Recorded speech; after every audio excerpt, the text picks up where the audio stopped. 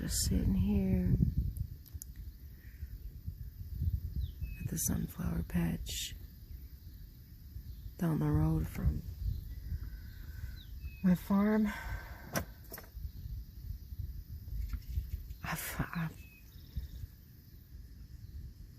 I took the very first bloom.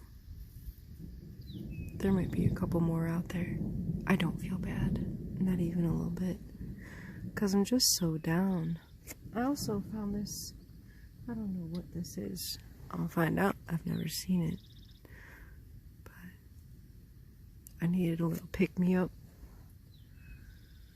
today after what I went through and what I'll continue to go through for the next week, probably trying to retrain my subconscious programming, because my life has revolved around my chickens for the last 8 years or so. And this morning I got to my coop and discovered that they were all gone, and there was an enormous pile of dirt outside the door, which was the only area that I had dug a trench and put chicken wire and boulders and dirt on top of.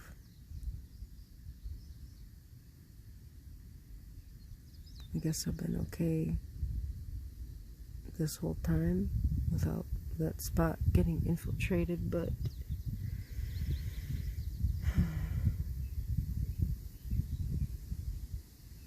the inside of the pile of dirt, whatever, I think it was a raccoon. It had to freaking dig. It had to dig for hours and hours, I swear, to get in there.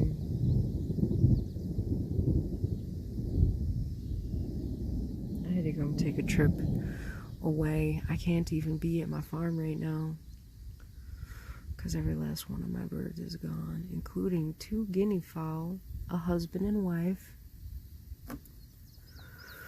that I've had for 7 years. I don't even know where I'm going with this. I loved them birds so much. I have so many stories, and I guess that's what this channel is going to be about. I would like to share things about my journey and my experience being a woman who farms pretty much alone. I guess I do have help, and there are men in my life and men that come along my path who help me with things here and there, but for the most part I'm on my own out here in many ways. And along my journey I've just experienced so much. Like, of course, like beautiful, wonderful times and learning and all that jazz, but at the same time, a lot of suffering. My goodness. I also work on a farm. I live on a small farm, and I work on a hog and cattle farm, and they have chickens too. They got about 80 to 100 chickens too. And shoot. The stuff I've seen there. I got some stories. I don't know. Been thinking about, I could make a whole channel on just sad stories about being on the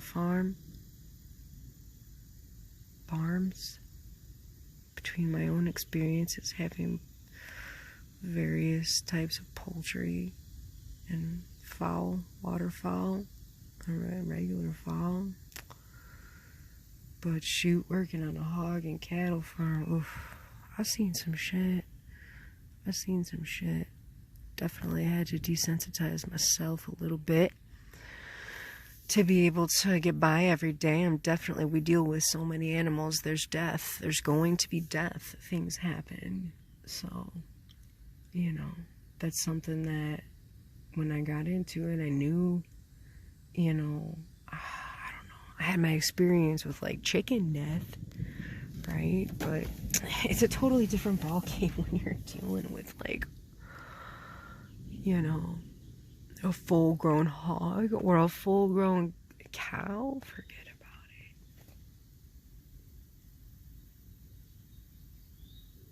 It's a whole different feeling having, you know, chickens.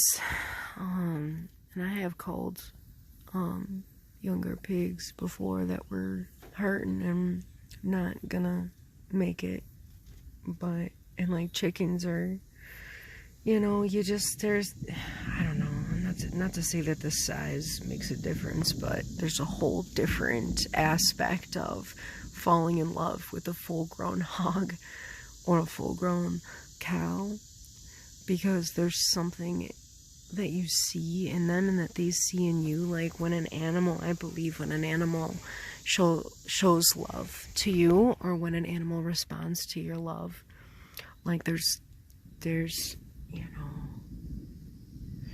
and some of you might think, you know, well, maybe every animal, and of course there's part of me that does believe that every animal has a little good, like, spirit in them, but in my experience, a lot of animals work on instinct, and, you know, if I were to pass out in a hog pen, they would stomp my head to death. They would fucking tear me apart. They don't care. They don't care. But there's a difference between when, you know, you're around, like, what I feel like some animals are spirited, like deep-spirited animals. There's a difference between them animals and the animals that will just fucking, like, stomp your head out and, like, chew on your fucking foot, right? They don't care. Hogs are ruthless. So yeah, there's that whole, you know, don't cast your pearls before swine. It's something about them trampling. I can't remember off the top of my head, but yeah, that's why, you know, that has literal meaning too. While it has spiritual and life meaning. So yeah, I don't even know where I'm at. I'm just letting it flow because I really like, I need some sort of push to make this channel. I've got a couple channels, and this is something that I like, you know, it's intimate, and I only want people who care to listen, who care about hearing, who don't know who I am, to relate to. Just want it to be like also a place where I can leave these memories of what I'm doing more in depth, and not have to worry about being judged by those in my life or those online, and leave these breadcrumbs for later, because I love going back to my breadcrumbs from years and years ago, and I feel like I might not be leaving enough breadcrumbs. I don't know. If you're listening this far, 9 minutes in, I appreciate you. Thank you so much. I might be 3 sheets, but it is gut-wrenching to wake up to your entire flock gone, including, I was so very bonded to my pair of guineas, this husband and wife. We've had many experiences, them and I, and oh, it's just a shot to the heart, let me tell you. It's such a shot to the heart that they're just gone, and there is just a few feathers left behind. It's gone with no trace, and a few feathers left behind.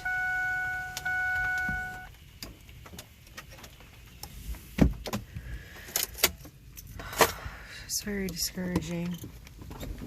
I don't want to let these feelings go without leaving some sort of breadcrumbs. So if you're still listening, I appreciate you so much. And I might be all over the place, but oh boy, I do appreciate you. for listening to me go on and on.